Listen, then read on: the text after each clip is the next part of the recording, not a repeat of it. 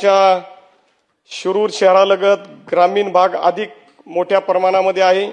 त्या अनुषंगाने शिरूर शहर ही मुख्य बाजारपेठ असून बँक, पोस्ट ऑफिस, मार्केट तसेच दैनंदिन कामे करण्यासाठी नागरिक शहरात येत असतात।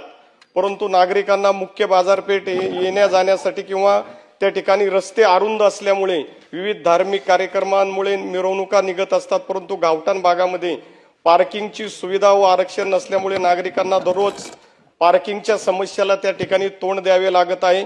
अरुंद रस्त्यावरती वाहने उभी केल्यामुळे वाहतूक कोंडीची समस्या निर्माण होऊन अपघातही होत असतात।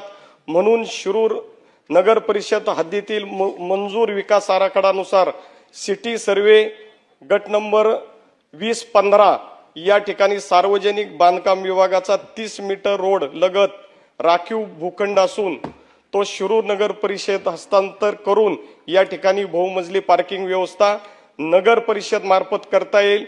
म्हणून सार्वजनिक बांधकाम विभागाचा सिटी सर्वेनुसार 2015 हा भूखंड शासनाने शिरूर नगर परिषदेस हस्तांतर करावा ही मागणी या ठिकाणी मी करत आहे।